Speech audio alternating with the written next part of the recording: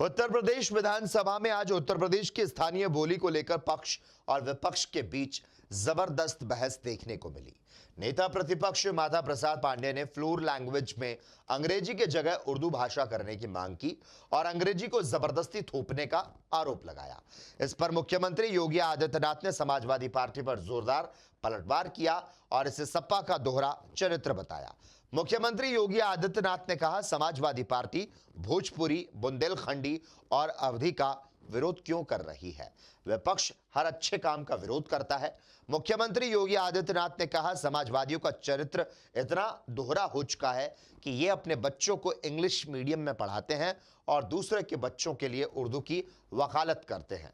सपा के नेता क्या देश को कठमुल्लापन की ओर ले जाना चाहते हैं? ये नहीं चलेगा। उत्तर प्रदेश के विभिन्न बोलियों को, भोजपुरी, अवधी, ब्रज और बुंदेलखंडी को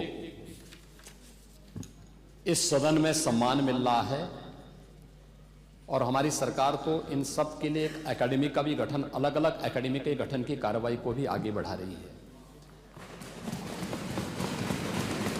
ये सभी हिंदी की उपभाषाएं हैं, यानी हिंदी की बेटियां हैं।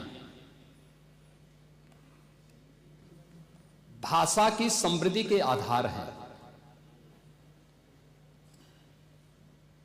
और हमें इसका स्वागत करना चाहिए। ये सदन साहित्यिक, केवल विशुद्ध साहित्यिक और व्याकरण से के विद्वानों की नहीं है।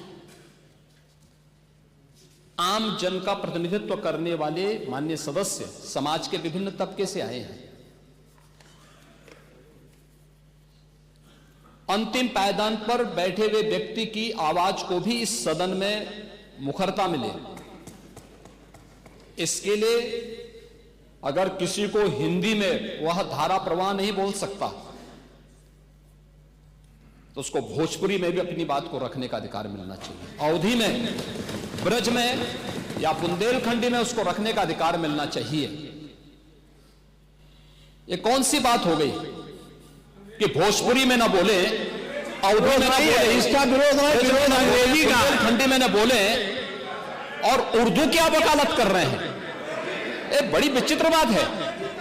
आप मुझे बताइए, मैं इसीलिए कहता हूं कि आप समाजवादियों का चरित्र ही इतना दोहरा हो चुका है, इतना दोहरा हो चुका है कि अपने बच्चों को भेजेंगे इंग्लिश पब्लिक स्कूल में और दूसरों के बच्चों को बोलेंगे कि एक गांव के उस विद्यालय में पढ़े जहां संसाधन भी नहीं है।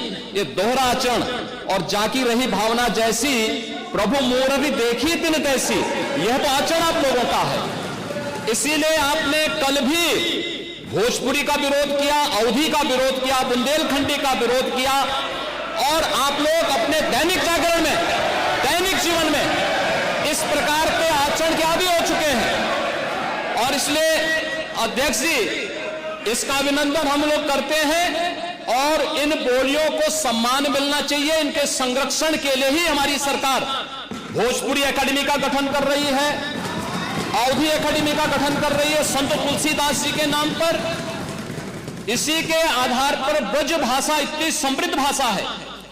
सूरदास जी ने अपनी सभी रचनाएं उसी भाषा में दी हैं। संत तुलसीदास जी ने अपनी कालजयी रचना रामचरितमानस, जो इस सदन में ही नहीं, उत्तर भारत के अंदर और भारत से प्रवासी हुए जितने भी ऐसे लोग हैं जो मॉरिशस में या दुनिया के फिजी में या दुनिया के किसी देश में गए, उनके संकट काल में रामचरितमानस ही तुलसीदास जी का अवधी भाषा में रचा गया रामचरितमानस ही उनका सहारा बना था।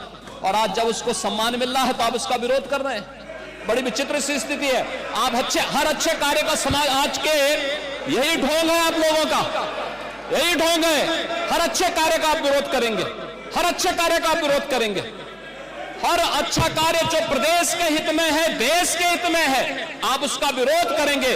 और मुझे लगता है इस प्रकार के विरोध की निंदा होनी चाहिए और हम इसका समर्थन करते हैं जो उत्तर प्रदेश की बोलियों को सम्मान मिल रहा है। मैं आपका धन्यवाद करूंगा और विधानसभा सचिवालय को इस बात के लिए धन्यवाद दूंगा कल हम लोगों ने यहां पे इसका शुभारंभ किया, समाजवादी पार्टी ने उसका विरोध किया है और मुझे लगता है कि प्रोसीडिंग का हिस्सा होना चाहिए, इनको समाज के सामने एक्सपोज करना चाहिए। अपने बच्चों को ये लोग पढ़ाएंगे इंग्लिश स्कूलों में और दूसरे के बच्चे के लिए अगर वो सुविधा सरकार देना चाहती है तो कहते नहीं उर्दू पढ़ाओ इसको।